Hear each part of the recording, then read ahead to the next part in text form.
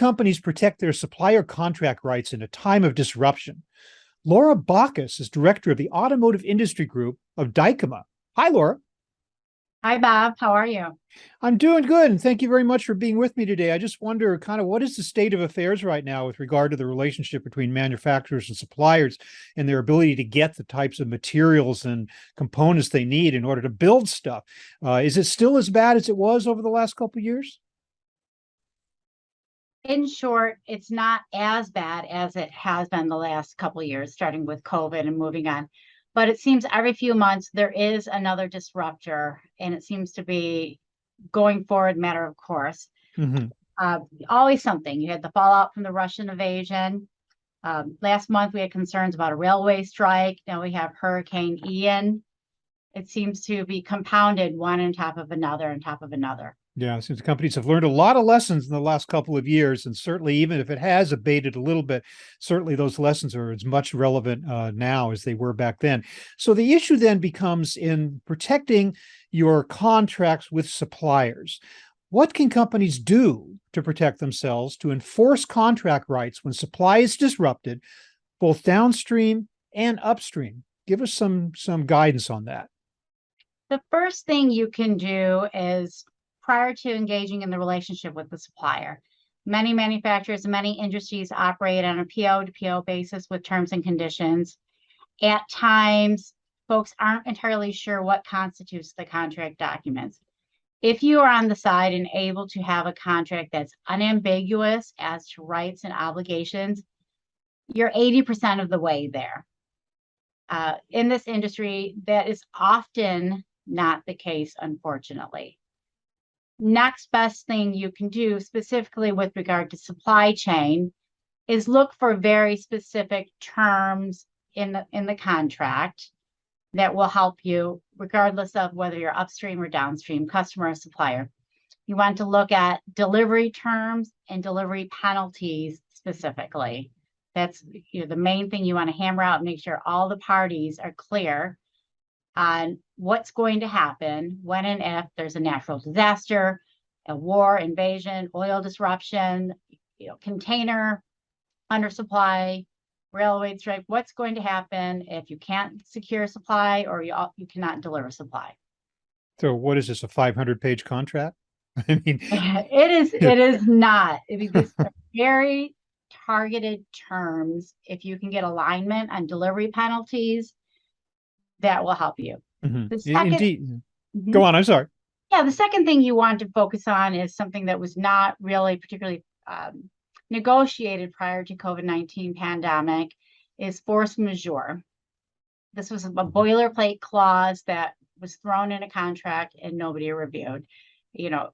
As 2+ years after the pandemic, everyone's familiar with it.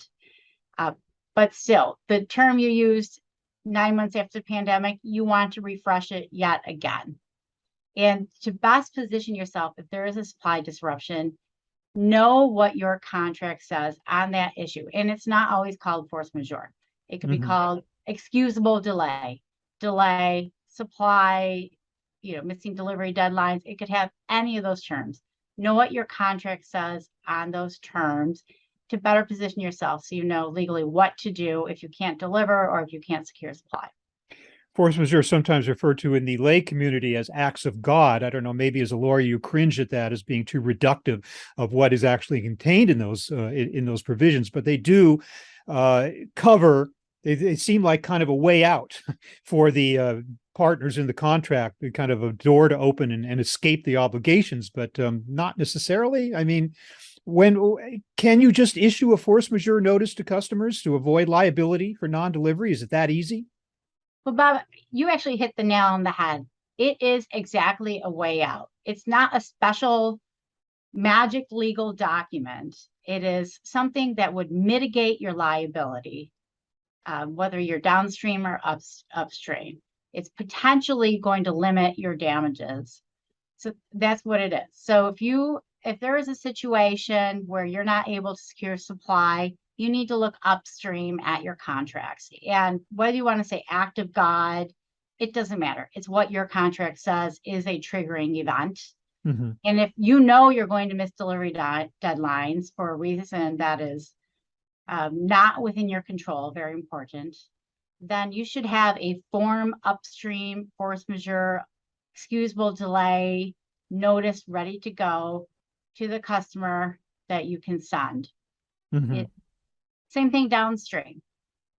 But You should know your contract with your downstream suppliers so that when you get a notice from them that says, hey, we can't deliver, you can kick something out back to them relatively quickly that preserves your rights. You certainly don't want to say, oh, yes, I acknowledge there was a big hurricane, you're going to be late. No, you want to say you have a contract, comply with your contract.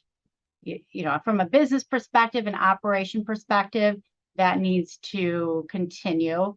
But from a legal perspective, you want to make sure that your documents and your letters preserve your rights for when everything is back flowing. Then people are going to start looking, who is going to pay for this? it gets fuzzy, though, doesn't it, as to what constitutes an event that is beyond the control of the parties of the contract. Did a ship that blocked the Suez Canal, does that count as force majeure?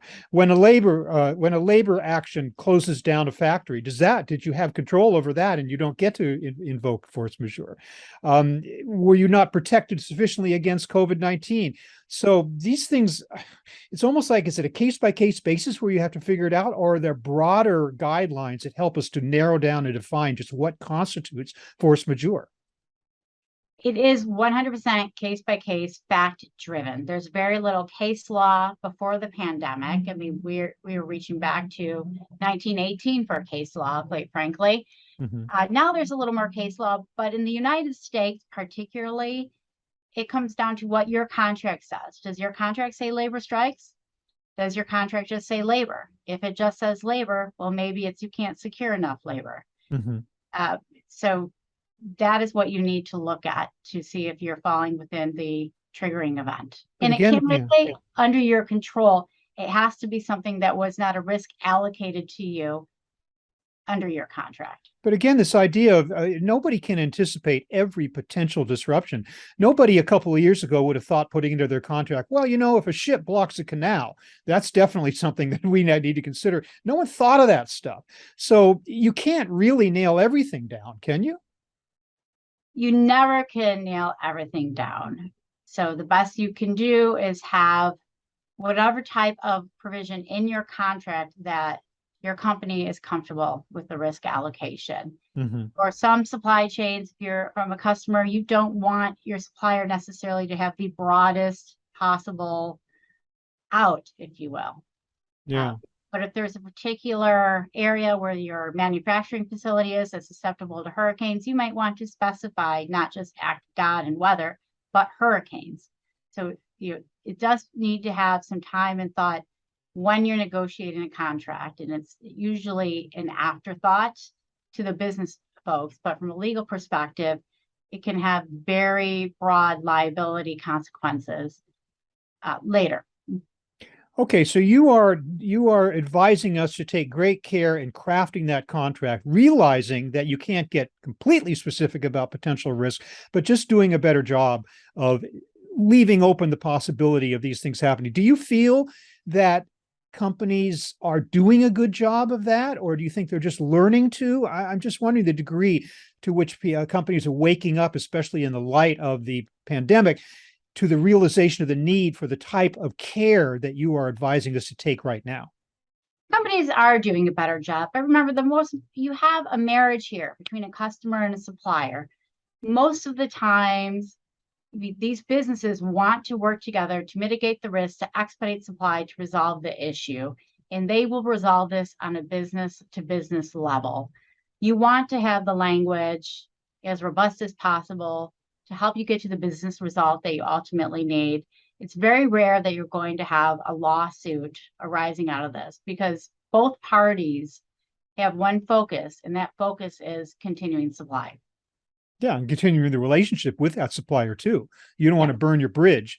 because in a lot of cases, it's not like there's that many different places you can go to get certain types of materials. So interesting. Well, Laura Baucus of Dykema, I want to thank you so much for this great advice on how companies can take greater care to protect their supplier contracts in very, very uncertain times. Thank you very much for being with me today. Thank you, Bob. Have a good day.